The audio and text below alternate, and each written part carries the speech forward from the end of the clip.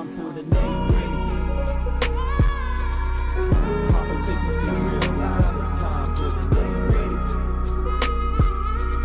The revolution's not televised, it's time for the nitty-gritty. Reaching out to your conscious mind, it's time for the nitty-gritty. More than talking and taking action, it's time for the nitty-gritty. Yo, what's up, man? Yeah, we are an hour ahead, bro, but I thank you for getting on. Louisiana represent. That's one of my PUBG buddies. Oh, shit. See, I be working while I'm playing the game. Okay. Yeah, but it's 8 o'clock, so you know what I'm saying, we about to go live. It's your boy, J.D. Costa. And then it's your girl, Caitlin. Together we are The nitty gritty. Yeah, Dirk in the building. So look, we talking Michael Jackson, or not Michael Jackson's, because he's passed away. Rest in peace. Mm-hmm. But we're talking about the special that just came on HBO, Leaving Neverland. Mm-hmm. It's focused around the two alleged victims. I want to say alleged because nothing's been proven, Mm-hmm. and they both lied on the stand, suggesting that they had never been molested. But you had Wade Robson. For those that don't know him, Wade Robson was a choreographer and dancer. I believe he still is. But some of his more notable projects was dancing with Michael Jackson as a kid. Mm-hmm. Hence where all the allegations is coming from. But also he choreographed stuff for NSYNC or Britney Spears. I believe Backstreet Boys. Also, if you remember the movie You Got Served, the antagonist of the story, the White Crew, they were also, most of their dance moves and numbers were choreographed by Wade Robson, who actually made a guest appearance on that movie. Okay, I don't remember him. I have to That's back when he had the little spiky hair. All the guys were doing the spiky hair. He was one of those. He looked like he could have been the sixth member of any one of those boy bands back then, the white boy bands. Mm-hmm. So anyways, so he did that. So had a great career, did some stuff in Las Vegas. And now, actually as an adult, back in 2005, testified on Michael Jackson's behalf and said he was never raped or anything like that and nothing ever happened. Mm-hmm. And up until 2013, worship and adored Mike. Mm-hmm. Name dropped Michael Jackson every chance he could. Mm-hmm. And, then he changed his tune in 2013 and sued the Jackson estate for money. Mm-hmm. That's going to be key. We're going to talk about that later in today's show. Now, James Safechuck. This is one I had never heard of, but I guess some of the older people from that time frame remembered his name. James was the one that was in that Coca-Cola commercial? He was the one in the Coca-Cola commercial, that's right. Pepsi. Michael was Pepsi. Oh, Pepsi. Because remember, Mike burnt his hair doing a Pepsi commercial too. Mike had a couple of Pepsi commercials back in the day. Interesting thought. Pepsi. James Safechuck was in the Pepsi commercial. I guess he had did other commercials. I guess he had did some light acting. He was also on the road with Mike, hence the allegations, dancing with Mike when he was a kid, right? And then James Safechuck, I guess kind of disappeared on the scene. I don't really know much about his career. They didn't say much. I think for a while, before he met his wife, he was playing with a band, and he was doing some stuff around Hollywood or whatever. But James Safechuck didn't testify in 2005. Said he didn't want to. So do you feel, if we're going to compare the two alleged victims, do you feel that James has more the validity in his story than perhaps a Wade because he kept that same energy? And so I do look at that because I kind of compare it to the most recent thing to compare it to is the Surviving R. Kelly series, right? The victims, at least there, or at least the girls, especially the one girl, I can't think of her name, light-skinned girl, kind of like a full face. The one that was actually the one that she said that she had sex with the girl on the tape. Lisa Van something. Is it Van Allen? Maybe Lisa. I can't think of her name. I know we got a smart audience here. Y'all could probably get this right. But she had remorse for the victims, other than herself, and she had testified back in the day against in 2008. In 2008, so she's kept that same energy all the way up until now, right? And she said they dismissed her like no big deal. People were making. This was during the time she said when she testified. This was also during the time where the Dave Chappelle had the comedy come out. Yeah. She felt like people thought she was a joke. Yeah, people made it laughable. Spin, what's up, bro? Happy you tuning in. So, talking Leaving Neverland. So yeah, that was definitely different. So I feel like looking at James Safechuck's story, and I can't say that he's right or that he's not lying, but what I do know is that he did, like you said, he kept that same energy longer. As far as that, he didn't testify in 2005. Now, you can say whatever about his story, but he didn't, and I thought that was interesting. He didn't testify when he talks about the abuse and everything. I tend to want to believe him more, but Wade, I guess because his love and adoration and how he profited off of Michael Jackson being alive and taking advantage of that. He was in the tribute dance thing when he died, all of that. You never hear James Safechuck come out and do anything for Michael Jackson when he dies, but Wade did. This is the stance I'm going to have. I cannot determine based upon the documentary whether they're telling the truth or not. I don't know. I don't know. Some people are going to say they're not telling the truth. Some people are going to say they are. What I can say, we're going to talk about actions and responsibilities that Michael Jackson had no business hanging around little boys. Like the fact that he asked their parents, hey, do you mind if your kid sleeps in my room? That's really strange. And I'm going to put actions and responsibilities, or I'm going to put responsibility on the parents. My mom and dad would have never allowed me to have a grown man or grown woman in my bedroom or vice versa. Yet alone, my parents didn't feel comfortable with me spending the night at people's houses. So, I feel a lot of times with these situations, I put the blame on these parents. It's almost like they get mesmerized by the fame. They're like, well, Michael or R. Kelly wanted my son or daughter to hang with them, so I say, yeah. The rules don't change because of the money. If you a parent with a regular smuggler Joe, you got to be a parent with Michael Jackson or with R. Kelly, whomever. The rules don't change. And I agree with that. And I would like to hear from, I know we have fathers watching. I know Dirk a father, Sven a father. I would like to get your opinion on that. Would you leave your kids with somebody just because they're famous or just because they appear on TV, to be very loving of children and want to do right for the world, have a fairy, voice and all that. I want to know what your opinion would be on that. But then also, please give us your responses. But then it's something to say about this country, about how we feel about fame. Just to want to throw our kids or ourselves at the feet of someone just because they're famous, just because they're well known. But the thing Spin said, nah, son, he wouldn't do it. Not his child. But the thing Amen to that. Wade Robson's family was living with Michael Jackson. Both of them, I think, had lived at some point, or I think the Safechuck's family had a whole house that he had paid for. And I remember watching documentaries of Michael Jackson when they would interview him, and they would ask him, like, do you find it weird that you want young boys to be in your room? He's like, no, because we're playing. Was the 60 Minutes joint, yeah. He's like, no, because we're playing games. And I'm just like, that's really strange. But they said that when you talk to Michael, he really had the mind of a child. Like, he never really wanted to grow up. Like, he would literally play games. And what's the movie he had where he turned into a robot? Moonwalker. Like, that was like his imagination.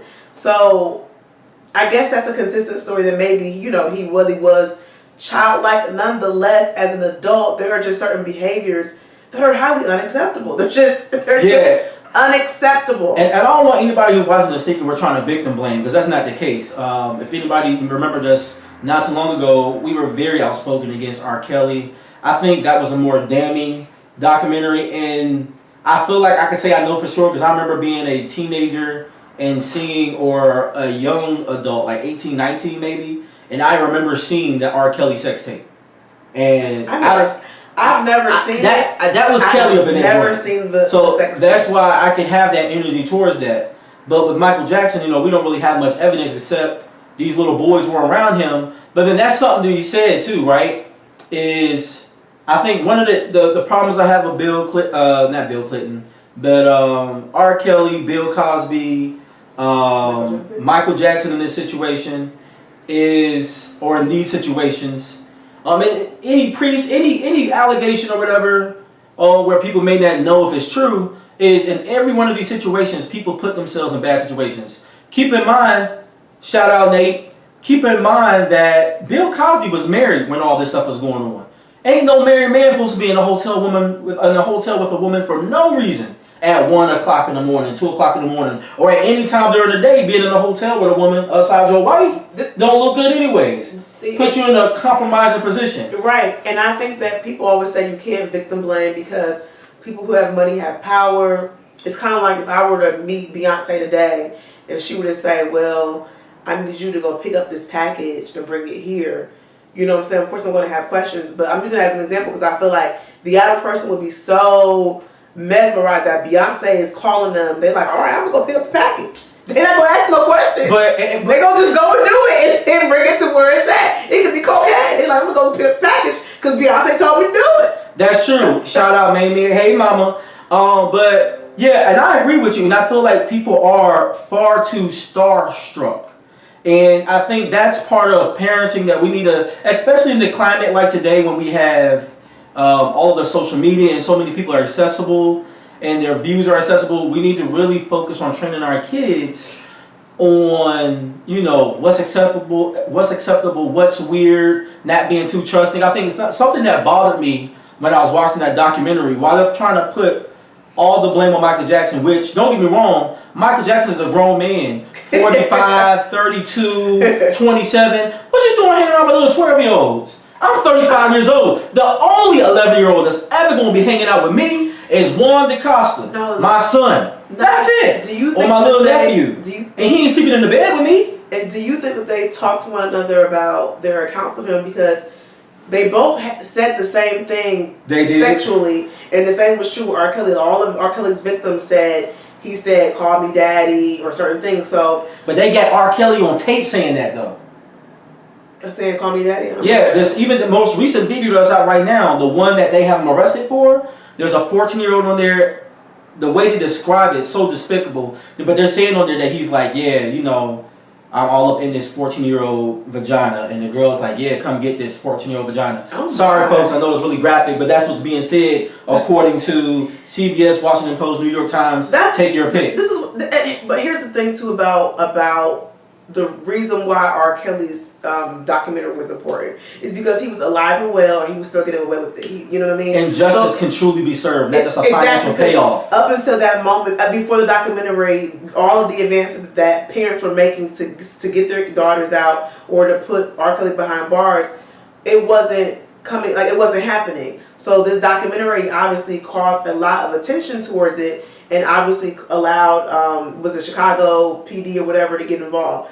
Michael Jackson is dead. Not saying that the victims shouldn't have, you know, their just due, but it's like, what is the point in coming out now with a documentary where he can't, you know, go behind bars? And when both people had ample opportunities to testify against him or to, you know, talk about the indiscretions that were done to them when they were younger, they both opted not to. So, or even, I think Ray Wilkerson lied under oath, or according to him. Well, see, they lied twice. Now, the first lie I could give him a pass on, right? The first time they were kids. When they testified the first time, both Wade and also, sorry y'all, both also Wade and James, they both lied under oath as kids. But the Wade bothers me the most of the two because he lied as a grown man. And if you guys watch the series or if you go to watch it, exactly, Nate, crazy. But he lied the second time in 2005. He was 21 or 22 years old. You're a grown man. Also, on the interview with Oprah yesterday, right, Oprah asked him, so you didn't feel this remorse? Because he's talking about, like, you know, I'm doing this now because I'm feeling about the victims, blah, blah, blah. She's like, but you didn't think that this was wrong? You didn't think that was rape back at 22 years old? This is 7 years removed from the rape. He claims that he didn't realize until after he had a kid and had a breakdown that all of a sudden, oh my God, yeah, this must have been rape. And even then he didn't have that conclusion because he said in the interview with Oprah, he said that he first lied to his therapist. He was lying to the therapist about rape. That's what he's telling us now, that he was lying to the therapist. So yeah, it just seems weird. And then where I get upset about his lie, and I'm trying to understand if one of you guys out there know it, Spin might know it because he has a legal mind and knows a lot of this kind of stuff.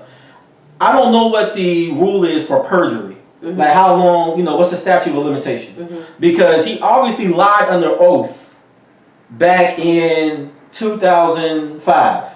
So now he's admitting he lied on the oath. And correct me if I'm wrong, isn't there another brother out there in the media right now, Jussie Smollett, who's in trouble for lying to authorities under oath? Isn't he not in trouble for the same thing? Ding, ding, ding, ding. Did we not see another white boy do the same exact thing not long ago? I'm not trying to make it a black-white issue. I'm just trying to bring out the obvious. We seen Ryan Lockley do the same thing in Brazil. Lied and said he got beat up, but I never seen any legal charges be pressed upon him. And then he got caught not lying in the midst of it. So obviously, he must have been in the realm of the statute of limitations. But yet, Jussie, and I'm not defending Jussie, because if he lied or if he's doing wrong, you know, whatever. Okay, Spence said the statute of limitations varies by state and by crime. Okay, so I'm curious if any lawyers that watch this show, we got a bunch of them. I'll be curious to know what is it for Wade in this case. So now we're looking at the state of California, right? And we're talking about lying under oath. Well, that kind of bothers me. I just think, okay, put it this way. Like I said earlier, when it comes to the victims, I don't know for a fact if Michael Jackson raped these individuals. If he did, I pray that they have peace and that they're able to move forward in their life to become awesome fathers and husbands. My thing is talking about, again, the onus and the responsibility. Michael Jackson was weird. Period, point blank. Oh, that house? He looked weird. Weird, man. He's a weirdo. Everything about him looked weird. How he moved was weird. You, as a grown man, should not desire to hang around young boys playing guns. You like 40, 50 years old. Climbing trees. It's weird. Yeah, like it's weird. And like the fact that the parents, you know, and I'm thinking the reason why the parents really didn't question it or challenge it was because they were getting their room and board paid for. They didn't have to pay for bills during the time in which their sons were playing cops and robbers with Michael Jackson in the backyard at Neverland. They were getting free housing and free food. So in their mind, it's like, well, you know, Johnny's being taken care of. He's out back with Michael playing. I'm sitting here, you know, getting provided for with maids and drinking lemonade. So to them, you know, and I'm putting myself in that frame of mind. I'm not trying to be funny, but to the average person who can't afford a wealthy lifestyle, to finally be indoctrinated into this wealthy lifestyle, I feel like you're going to be a little lax when it comes to your kids, because the reason why you're even in this position is because you're a kid. Yep. So and Marvin made a good point right here too. Shout out Dirk. He said he was weird, but they said his father made him that way. And I don't agree with that statement. Well, okay, but the reason why I do want to bring that up is because one thing that most of these alleged, you know, predators have in common is that a lot of them had abuse done to them and then they abused other people. So while we never heard that Michael Jackson was sexually abused per se, although there's always been questions if he was at some point in Hollywood, we do know that his father was abusive by, you know, confirmation of the brothers and other people around. Yeah, he was tearing them hind parts up. He said... They said the father said it made him take hormone pills so his voice can stay that way. I never heard that. Why not, though? But the reason why I don't agree, well, because I believe that with abuse or with anything bad in life, you can't, put it this way. Yes, you can state the obvious that you may have been hurt, but to internalize that hurt and say, I'm this way because somebody made me this way is not productive to growth and self-reflection. That's almost like if everybody around me was shooting guns and I tell people, well, you know, growing up, I saw everybody shooting guns, so I think I should only going to be able to shoot people. But that's not productive. But we know that those kind of an environment can influence. Yes, Marvin said his father beat the hell out of him. Yeah, I know. I understand it influences it, but I don't think it's an excuse to say because his dad. Because at the end of the day, while I don't agree with Joe Jackson's tactics to make the Jacksons who they are, I still have to give credit where credit is due, and I do not believe that Michael Jackson would be the greatest entertainer had it not been for his father. The same is true for Beyonce. Beyonce would not be where she's at had not been a daddy right there telling her, you could be outside later, it's time for you to rehearse. I'm not saying that all that he did was positive, but to some degree he taught him work ethic. Yeah, I get You that. got to pull it all apart. But I would highly disagree with you. But almost say you're wrong in the sense that psychologists and various people have linked that people who tend to be abusers of others were first themselves abused. Now, but I agree with that. yeah, but so that's what they're saying is when they said that his father made him weird or made him that way, that repressed childhood is a direct result of his father's strict rules and then the life he was thrust into at an early age. Yeah, it's a pathology, but that's what he's trying to say. Right, but generally when you go to a therapist, they're going to tell you to speak the pathology. Many of us in the black community, we don't want to speak it. So if you were molested, you don't want to talk about it. So you run around and you internalize it. But the moment you can speak the pathology and say, this is what happened to me, I can make this account, I know who did it, I know it's wrong, that generally is the start to healing. So I'm saying, that's what Wade Robertson and James Safechuck are saying is that as their defense for saying it now. Yeah, so all I'm saying is that we can't say that, you know, Joe Jackson is the reason why Michael Jackson is the reason why Michael Jackson may have been molesting young boys. I'm just saying that he may be a contributor to it. If Michael Jackson actually did that, I'm just saying that his background may be a contributor to it. Now, Sven has a comment here. Let me read it real quick. If I can get to it. Roy Jones Jr. had a great take on that. He said his father was hard on him too, but not everyone is built for that, and everyone experiences that type of stuff differently. And I understand I see what you're saying. Yeah, Everybody may not be built for that kind of, like, you know, that kind of parenting. Because think about it, you can have 3 kids raised in a household, 4 or 5 kids raised in a household. One child says, "Oh my God, this was the most worst experience in my life." Another child said, "I don't know, life was fine. I didn't see nothing." You get what I'm saying? And I think sometimes people internalize or perceive information differently. You know, we see that in, you know, relationships and all of that. And I think, so we kind of have an open mind to someone's, because like, you look at all of Michael Jackson's brothers, for the most part, none of them look crazy except for Tito. Okay. Because that hairline is horrible. So, what's your friend? This is Finn. No, Marvin. Marvin. I'll give you this when it comes to Joe Jackson. Someone in that household must have been a little off because all the Jacksons that had some kind of plastic surgery done or whatever. Even the men, like Jermaine, looks like the Tin Man from The Wizard of Oz. He got some. That's Jermaine with the wild looking joint. Jermaine. One of them look a hot mess. That hairline is crazy. They all had some kind of nose surgery. Even Janet's nose. Latoya looked like a different complexion altogether. All them kids came out brown skin with Negro nostrils. When Michael Jackson passed away, God bless him. So I don't know what was going on with that man's nose. For him to be a celebrity, he got a bad plastic surgery. They always say that when they keep on doing that plastic surgery, they got to keep on doing it again, and you have to keep on changing because you're messing with how you breathe in air and all that. You know, that stuff begins to collapse. All of that. What's up, Lana?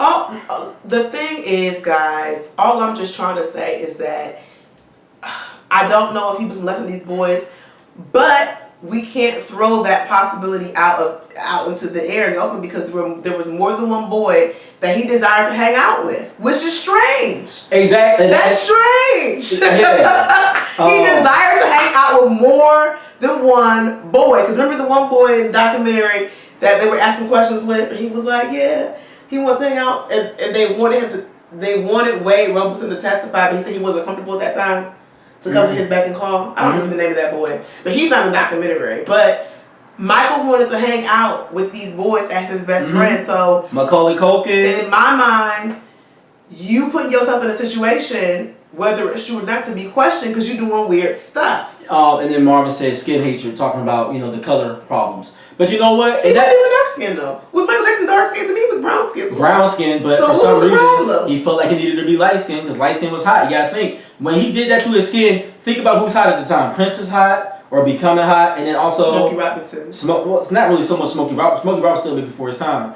But look at the Barge kids. Well, they always on drugs though now. I mean, they are, but at the time, that's when light skin was in. You know what I'm saying? I'm just saying. It's something worth, you know, considering what was going on. Marvin said you're bringing up valid points, but I will say this. This is the only thing that the only one for me that made it to the chain in Hollywood. And I get what you're saying there. It's I don't like the fact that there's a lot of focus on just the black offenders.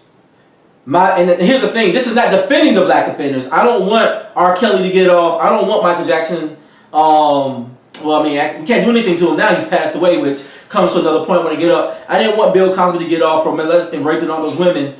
I just feel like why aren't legal persecutions going towards Matt Lauer and Harvey Weinstein or President Trump, who they said sexually assaulted women and grabbed them by the vagina? You get what I'm saying? Grab them by the pussy. That's what he said. In order for these things to happen, people have to be willing to come forward and testify. But people have come forward. That's the crazy part.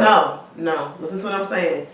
Coming forward and speaking out is one thing. Being willing to testify is a completely different ballgame. If people are willing, some people are willing to come out and speak about it, but if they're not willing to testify, then these people are not going to go to jail, because you have to actually testify in a court of law to get someone put in jail. And until people are willing to do that, then people they're gonna be able to run around scot-free. But I got a comment to that. But before I go to that, Lana said, "Thank you for being informative. I did not know about this documentary."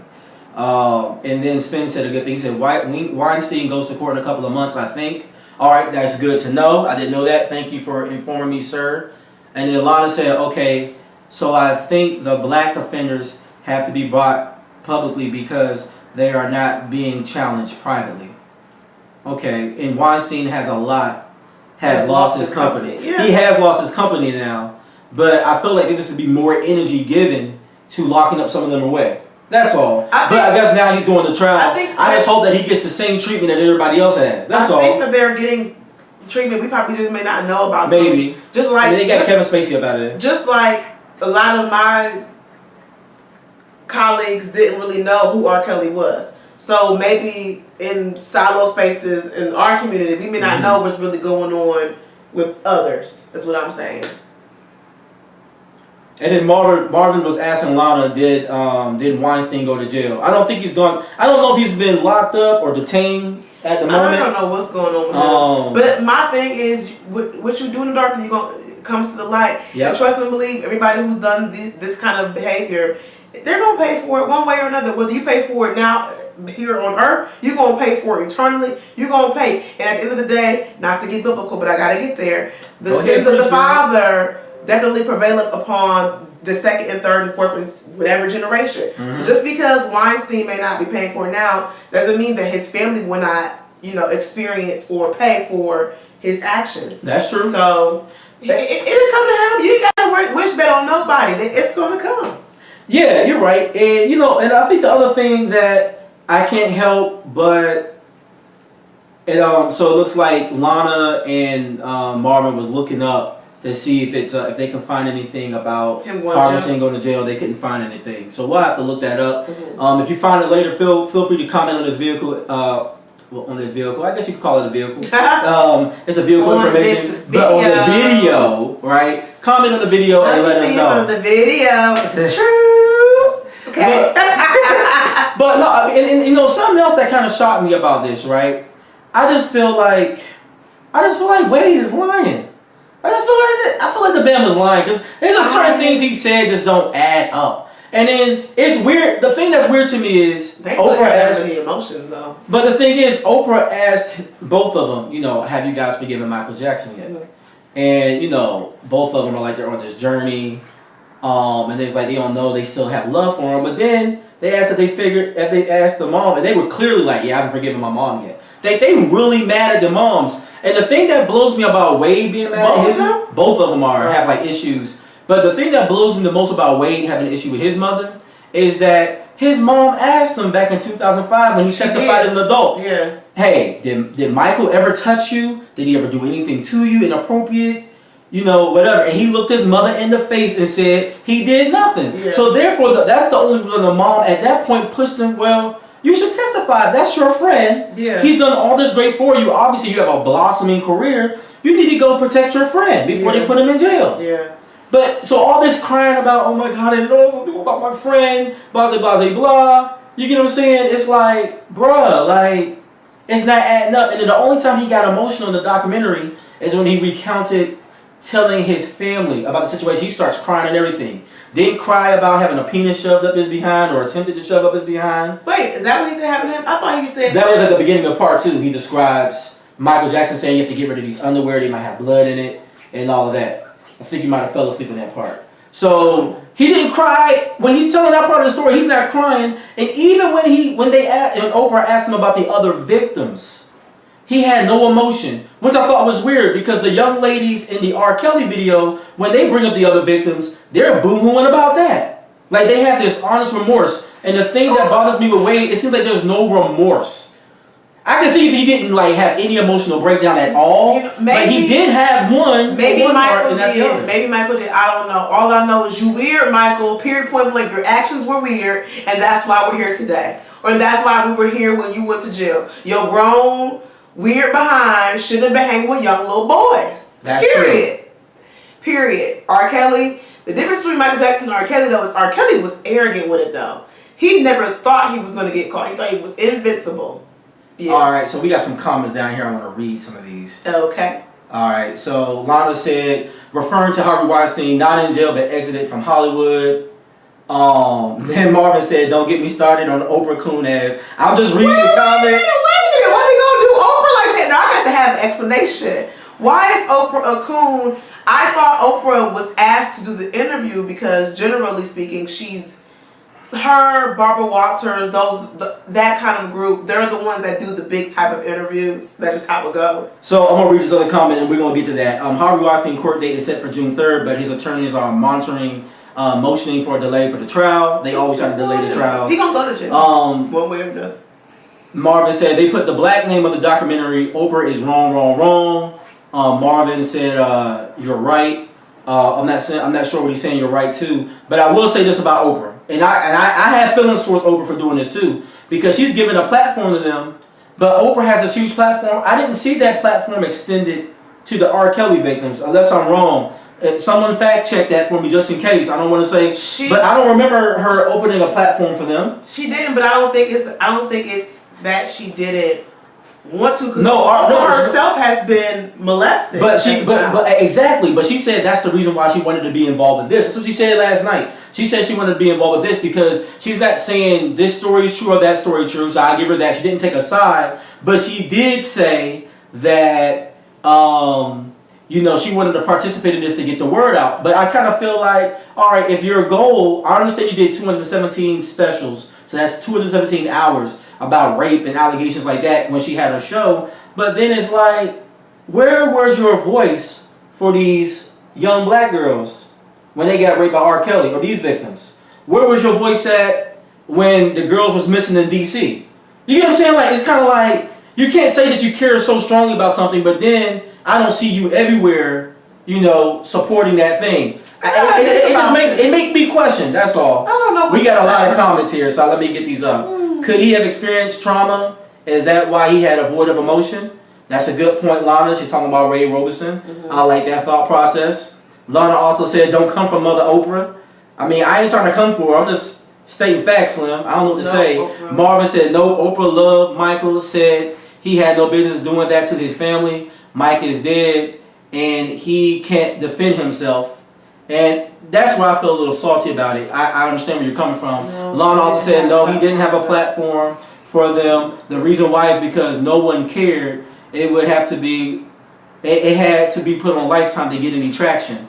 But my thing is, after the fact, she could have done something. Marvin was like, exactly, Lana. And I don't like the fact, my thing is, I'm questioning Oprah. If she cares about that overall, why couldn't he, after she saw that Lifetime got so many views from it, she could at that point say, hey, I want to interview the girls on OWN. She could have done that. Because she's only riding on this whole, her being involved with the interview, this only surfaced like about a week ago, at best. We've been hearing about this Leaving Neverland for like the last 2 months, ever since we first started hearing about surviving R. Kelly. So she could have just attached her name to the R. Kelly stuff once it got hot. I'm just saying, like, it's true. It's just, I mean, these that make you go, this way. Comparing the two documentaries, it does seem obviously like the victims in Surviving R. Kelly have validity based upon their accounts and the fact that they had a bevy of people that were included in the documentary. They had people who worked in R. Kelly's camp that could speak to the fact that he was doing some weird stuff back in the day. So they even had his brothers on there. So it wasn't like they just. And his brother was defending him kind of like in jail. In jail. His brother was low key crazy. They had a lot of people. So that way, it was giving you a full holistic perspective of the magnitude in which R. Kelly has affected numerous amounts of lives. Whereas this Leaving Neverland only has 2 individuals. And my thing is, he hung out with Macaulay Culkin until this day. Macaulay Culkin claimed ain't nothing happened between him and Michael Jackson. So it's possible. I mean, I don't know. And then there were different varying stories between the 2 individuals. One guy was saying that when he told Michael, I don't want to testify, Michael was like, okay, I understand. You know, I don't want to put you through that again. And then the other guy was claiming that when he told him I don't want to testify, that Michael was like upset and angry and yelling. That doesn't even seem like Michael Jackson. Yeah, it didn't match what Wade said about it. Wade acted like it was a different temperature in conversation. Right. Before we get ahead of ourselves, because the live is popping off, and I love it. You know, I love the engagement. Lana said you can't comment on all causes because you don't have the time, but you can join the fight and use your voice. You don't know what she did privately. I feel you on that. I just feel like she could have also spoke up. I mean, R. Kelly thing was big enough. She could have spoke up. She said we need a call-in number. We can't type that fast. I feel you. Look, there is a way. We gotta figure it out. On IG, there's a way to get you in. I'm not doing it. Yeah, but it's right there with the 2 faces. Yeah, but I would want everybody else there to hear him too. They're not gonna be able to hear him. Facebook can't hear him from there, from IG. Well, I need to get you know what? I need to get an actual phone in here, which we have a phone line. We do have a phone line. What we're gonna do is we're gonna figure out a thing with the phone line so that way I can call live. Everybody can hear your voice. Speaking of, hold up, Marvin had a point okay. too. He said this doc is telling a story one-sided, and it is a very one-sided documentary. I think it is. The problem that we all have is that it's so one-sided. It's hard to even feel the proper sympathy we might or should have for these young men. You get what I'm saying? Back to my... Lana said we're going to get it together this summer. Yes, ma'am, we will. Listen, here's the thing. I'm going to just say this for the 4th and final time. Yes, the documentary was one-sided, and there were some things that were just like, I don't know if this is real because of the way that he's recounting some of the things. But the facts are the facts. Michael Jackson's grown behind shouldn't have been hanging around with no young boys. He was running around with, like, if y'all watch the documentary... Yo, homie was running around with umbrellas sitting on the lawn talking about Corey Feldman, Marvin. Come on, Timmy, let's go play. Running around holding umbrellas with young boys. Like, that was weird. You weird. And you're asking the parents, hey, do you mind if Timmy comes and spends the night in my room? He can sleep in my bed. That's strange. Period, point blank, strange. Yeah, and so Marvel brought up a point. Corey Feldman also went on record. Actually, just commented today, I believe, saying like, you know, he didn't like the documentary. He was never touched. That's who you're referring to, Marvin. Who was Corey Feldman? Corey Feldman was the young man that was in the Lost Boys. Did a bunch of movies with the other Corey. They were the 2 Corys from the 80s. Maybe that's before your time. All right, but you know, for those that remember the 2 Corys, they were brought into question. But they got paid. I'm sure they probably got paid for this documentary, right? Well, okay, that's also what they talked about last night. According to, I think his name is Dan Reed, correct me if I'm wrong, the director, he said that nobody was paid monetarily for their involvement with the documentary. Go into the comments, because they on fire. Lana said, I'm saying let the man rest in peace so I continue singing Pretty Young Thing. I feel you, boo. Katrina, I agree, though, that's not appropriate behavior. Facts, not appropriate behavior.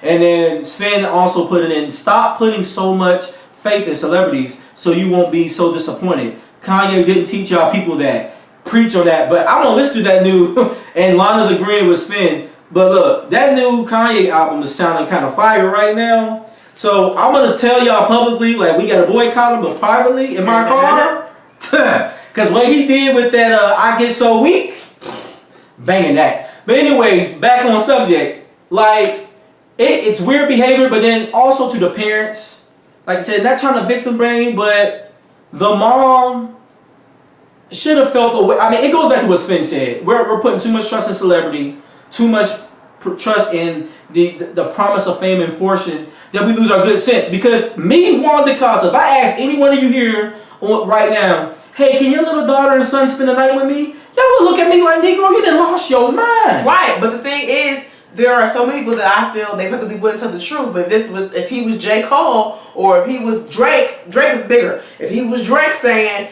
hey, on the Nitty Gritty show, can your daughter spend the night with me? The first five parents that call me, you know what I'm saying, I'm having a slumber party, your kid can spend the night with me, I guarantee it would be a whole bunch of parents trying to call to get their parents to allow them to spend the night. And that's the facts. And here's the thing, because both young boys said, so this makes me question one other thing. We don't know, because it's based off their one-sided approach. But both boys said that, Michael Jackson started off by, telling them things. Now, that is on tape. Now, I thought that was weird.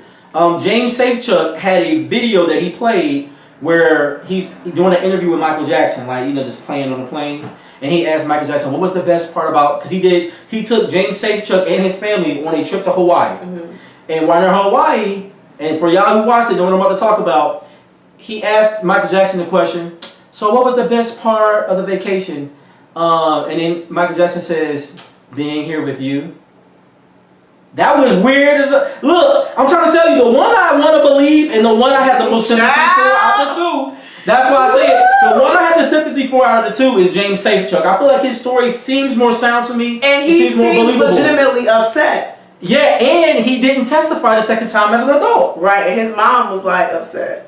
Lana said Kanye went to church and figured out a choir and harmony. Next, I agree with you. You can't put your trust and faith in celebrities because they are people too. Exactly. And then the other thing weird about that conversation, so the boy tried to say, well, how about the coconut trees and yada yada yada, and Michael Jackson went right back to just trying to glamour him, like, no, I just think spending this time with you is the best thing, little Jimmy. But that's a sign of abuse though, because abusers do tend to make their victims feel like they're the world. And then that way when things shift, they're like literally oblivious to the shift because they're like, dang, you literally went hot to cold. What's up, cigar talk? They said that R. Kelly was the same way too. Like he would be like cool in the very beginning, like everybody was kicking it. Fine, next thing you know, he's like switched it up. So I don't know, that's weird. I feel like I cannot say definitively that Michael did do it or didn't do it.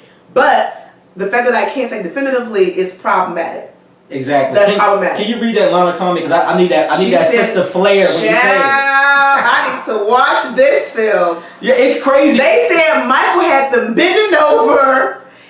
Said he had them bending over while he could watch their ankles their butt cheeks, so he could like masturbate. And they also said that Michael Jackson gave them oral, not the other way around. Biggest celebrity at the time, giving and them Michael oral Jackson sex. Decided to suck on their little And they said that they had their first experience, ejaculating, and they didn't know what the white stuff 24K, was. what's up?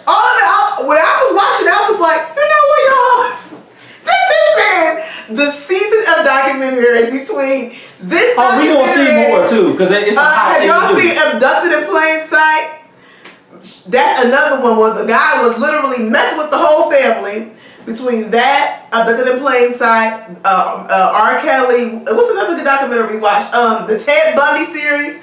This has been a season of documentaries. I'm telling you, documentaries are of the up and up. But you know what concerns me? The up and up, the upper room. But what concerns me with all these situations, especially these young boys, is that they said Michael Jackson was putting their hand in their pants and then was teaching them how to masturbate. Now, what bothers me with that is I've talked to all of my kids about, hey, these are your special places. And I'm a little bit more blunt with my words, like, this is your penis, this is your vagina, these are your breasts. Like, you know what I'm saying? The comments are so Marvin said, that's that white, laugh out loud, the white stuff. Lana said Abducted in Plain Sight was crazy. Y'all need to mention that. That was true. That's what I'm saying. But like in all these situations, it's like the parents lost their total marbles. It's like, because keep in mind, with Wade Robertson, for those that haven't seen it, what was crazy is it wasn't just Wade sleeping in that room. His sister was sleeping in there too, who was only a few years older. On IG, it says something you don't want to believe to MJ, but evidence is there. Basically saying he did it. Look, I gotta agree with sis. The man was weird. Yeah. You're doing weird behavior. So I can't even defend you in this moment. But it's not like the parents did kind of poorly prepare them. Because at what point did you have a conversation with your kids about, hey, that's your penis, little Jimmy, that's your penis, little Wade? And then, once again, because I don't know if people caught this, Wade wasn't the only person sleeping in that bedroom with Michael Jackson. The daughter was too, the sister. She was in there. So you got your child, your baby son and your baby girl sleeping with a grown man. I couldn't imagine Warren Amir going to a nigga house and I'm gonna be like, yeah, you can sleep in the bed with Andre 3000, Jay-Z, Denzel Washington. I don't care how much I like these Negroes, but my kids can't sleep with you. Abducted in plain sight. The dude said I had a problem. I had an issue, so I need to sleep in the bed with your daughter so I can get better. And he said that if the daughter, you better get yourself a stuffed animal. Abducted in plain sight. So when the daughter was said, I need to tell my parents, he was like, if you tell your parents, they're going to be vaporized. Yeah, and in both situations, the adults are telling the kids, like, hey, if you tell your parents, your life will be over, blah, blah, blah, blah. Lana said, when you experience trauma at a young age, it manifests in different ways. I feel you. You may have discovered a way to connect with children in a way that he felt like a child. So, and I feel you with that, and that's what I think a lot of people are believing about. I don't condone it in any way, but it could explain it. I mean, Michael very well could be guilty, guys. And if he's guilty... He could be guilty, maybe not. But the thing is, he's dead. So, he's not going to go to jail. And at this moment in time, this is his 10-year anniversary. And I feel like, again, who am I to tell a victim what time they should come out? You're right. I'm not in a position to tell you that. But I do feel like there would have been more validity to it had you could have looked him in the eye or across the courtroom to say, this is what happened, you guilty. But to wait until after the R. Kelly thing, after the Me Too movement thing, it's almost like they're literally riding the coattails of all of this momentum. And I want you to have your just due, but I just feel like, I don't want to say it's a little too late, but at least with R. Kelly, we know that he might go to jail for real. Or Bill Cosby, he might go to jail. He is in jail. Michael Jackson's not going to go to jail because he's dead. He's exactly. dead. Marvin made a good point. He said, money talk, BS walks. Ain't that the truth? Lana laughs. She said, I'm going to get to it. Lana laughs, said, stuffed animal, I can't. I'm just saying, you need somebody to sleep with that bad. You need a buddy because you lonely. Get yourself a stuffed animal. Here's the powerful thing, that and support. I mean, yeah, and Michael obviously was dealing with demons. The way he looked lets me know everything I need to know, that he should have been on somebody's couch instead of playing with little Timmy and little Two or whoever else. Get yourself a stuffed animal. And then Marvin said exactly. He's dead, so why tarnish him? Moving to IG, 24K Jewel said, my feelings exactly. If MJ's mother and brothers questioned it when he was alive. So it was like, it's just weird behavior. I can't be with no little kids. His family wasn't cool with it. Let's just put that out there. His family was not cool with him moving in this way. They thought it was strange. It was like, son, what are you doing? So Lana said, fear is a powerful thing. That is support. Oh no, you read that already. Marvin said, I would sue the crap out of him. I blame him. And fear is a powerful thing too. And then you gotta think. I'm putting that out there. You gotta think too. If this man is providing for my family, if I tell, that means we're no longer gonna have provision. And then that's the thing I'm wondering. So that may keep somebody quiet. Yeah, but you know what bothers me though about this documentary? It's just the one-sidedness of it all. I know we talked about this, but it's like there was a gardener that could that testified back in 2005 that said she saw Michael Jackson doing stuff. You mean you couldn't find her? She said that she saw him in the shower with Michael Jackson multiple times. But you know what? You know why? Naked in the shower. But you know why this was a piss poor documentary, and that's what I'm gonna call it? Because they put it together real fast, they hurried up and capitalized to get it out there. Because if he took this time, you could have got that maid, you could have got them other boys, you could get countless people that worked with Michael Jackson over the years. Yeah. They give some more color and shed some more light and give more angles to the problem. But you're just trying to push it out there as soon as possible. Yeah. That's all it was, but he won't admit that. He was a lazy director, and you bet that nominated him for crap. Lana said, hold up. I think that was Marvin said, because that was the he said that was the ninja in him. Lana said, that's not just ninjas though. We know that's code word from something else for y'all that don't know. And for y'all that can't say it, don't say it. Marvin said, laugh aloud, they just need to stop bringing their kids over. It's piss poor. And that's true, yeah. A lot of agreement there. So, I mean, what else say about these celebrities? I am done for the night. I'm done for listen, these documentaries have set me all the way. the number one documentary by far, it has to get nominated. I don't care what you say. A W in Plain Sight. But no, that could be nominated. I'm just saying you better not nominate. Yeah, it's Neverland. So wild. He even had the daddy. The daddy said got the daddy that rubbed on his penis. He said he came into the car and was like, I'm having some problems with my wife, and he was like, man, I just haven't been able to get none. You know, I kind of need some help. And he asked the father to jack him off, and the father did it. And the father started crying on the documentary like, I can't believe I did that. And the mama was having sex with him. The daughter was having sex with him. I said, well, this man's having his whole way with the whole family. You might as well get together and do a whole daggone orgy. I'm just saying, like, you know. It's on Netflix, right? It's on Netflix. Yeah. Nothing in Plain Sight is by far the wildest documentary I have ever seen. And when the father said that he too had a sexual relationship with the man, I said, you know, the mother, the father, the daughter, and then was going after the youngest daughter. I'm saying I can't do it no more. I can't. Look, these documentaries are crazy. They're entertaining, but at the end of the day, before we get off, you know, folks, we just got to invest that time in our kids. Young, even if you don't have kids, let's cast a vote. If you think Michael Jackson did it, I am curious. Did y'all think he did it? Let us know. Let us know before we go. Let us know in the comments. We want to know. Do y'all think Michael Jackson did it? Guilty? And do you think, if you do think he's guilty, that we should no longer support? Should we mute his music? Should we mute his music? Yeah, although that'd be impossible because it was influenced. I feel as though I cannot make a definitive answer on whether he is guilty or not. But I do find it strange that people say, you know what? I find it strange about the evidence. What's up, John? The evidence in general during that 90s time period was terrible. Think about how poor the evidence was for what, OJ? Yeah, OJ. No. Here's the thing about OJ. The whole evidence, because I don't want to get. That's a whole other conversation. Which is bad. But here's the whole thing about OJ. They actually had great evidence. What it was is the people back then had a bad way of understanding DNA evidence. These days, because we have CSI, because of the world we live in, if that was presented to a jury today with OJ, he would have been in jail. But back then, they didn't have a concept. I remember grown folks talking about it and them like kind of doubting the DNA thing. Like, I don't know, that science thing sounds weird to me. It was hard to conceptualize. But today, because of NSI, CSI, shows like Dexter, if we hear that there was blood on his car at 2 different locations, we're like, we're guilty. We're like, guilty. No, I mean, we're going to sound like Uncle Ruckus when we yell guilty. We're going to know he's guilty. Lana said the crazy part is, things like this happen daily and it goes unnoticed. That's true in these churches.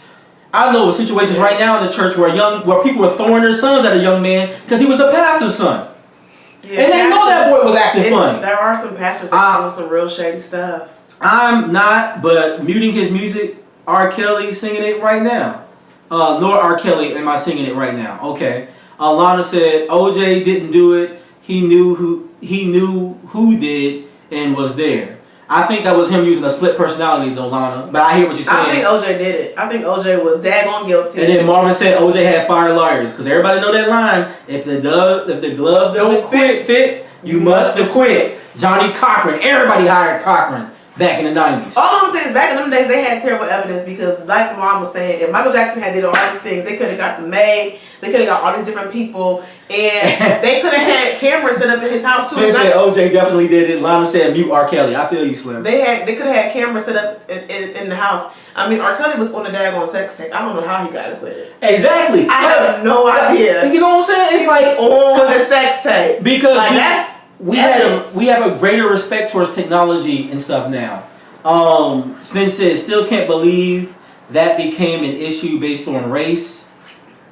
But you know what? That's because we so desperately wanted to win. If you look at, I forgot who did the documentary, but they made some good points. When you look at the Rodney King trial and all the things that's going on in LA at the time, we wanted to win so bad. We were cheering for OJ. We didn't care. Marvin said OJ guilty as F. Y'all know what that means. As for Mike Belts, ABC, easy as 1, 2, 3 spins. All I'm saying, guys, is so we say OJ is guilty, but we didn't get your vote. We did not get your vote on if you think Michael Jackson. No, I mean there was some that said yeah, some said no. I mean they were just giving their opinion. was his brother laugh out loud and he got. I know he put the place blaming his brother. R. Kelly was foul for that, and the brother was salty. I mean, you see him in the camera. There was a scene. I remember this when I was younger and I watched it. There was a scene where he's like got the camera and he's like motioning himself. He like, hold up, and he's like doing like little sexual motions in the air to make sure I get this angle right. It was him. It was so him. I never saw the sex tape. I mean, you know, now it's looking at child porn. I never saw the back sex then tape, I was 18 or 19 and stupid, so I watched it. And he peed on somebody, that's all I knew. Yeah, I mean, for me, it wasn't a sexual thing. It was more or less like, is R. Kelly really in there? And that was R. Kelly. Mike not guilty. Yeah, Mike not. He might be guilty, y'all. The fact that he's asking little boys to sleep in his bed is strange. What you need another same-sex boy in your bed for? I'm on the fence. But it's strange. When I listen to James Safechuck, I'll say this. Listening to James Safechuck, that's true. He didn't have. I feel like I want to believe him. Like, you know what? Maybe Mike did that stuff because his story aligns better. The only thing that throws me off with James is when he said that Mike yelled at him and all that stuff over the phone. That's the only part of the story that don't fit. He had that whole fairy voice the whole time. You mean he managed to yell at somebody? I was trying to hold my yawn, and that was funny, guys. My face was like shaking because I couldn't hold it in. R. Kelly had his hands folded watching, as was how did this nigga get off? Yep, exactly.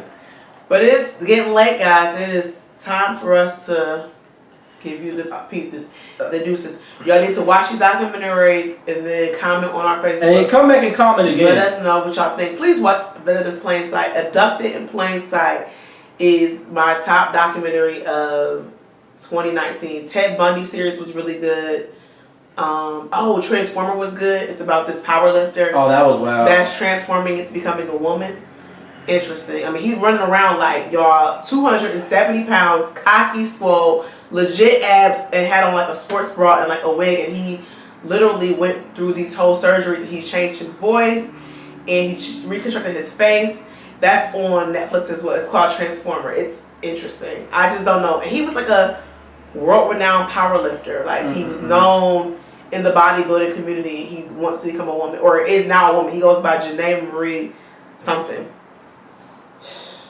Y'all not going to sleep. Keep it going. Buddy, I gotta get up and go to work tomorrow. Look. We'll be here on Sunday. We'll be here Sunday, regular time. Like I said, we was off this week just because we wanted to have this conversation. So don't forget to join us Sunday, 8 p.m. We're going to probably get into the Cohen stuff. I'm pretty sure you guys are well aware of what's going on there. Some political conversations that we've been meaning to have. So we're going to go there. But for right now, I guess I'm going to leave y'all with some old school, some Lucchini, Camp Low. Alright?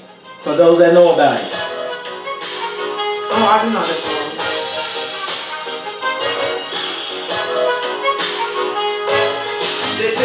Thank you, Lana. See you Sunday. Thank you, Dirk, joining. She said, yeah, shaking my head. I was thinking my mouth was girl. I watched it. He was running around with his purse all swole like. Thanks, Dirk. I appreciate it. Watch the documentary. I'll see y'all later. Look, it's your boy Jamie Costa. Together we are the Nitty Gritty Show. We out.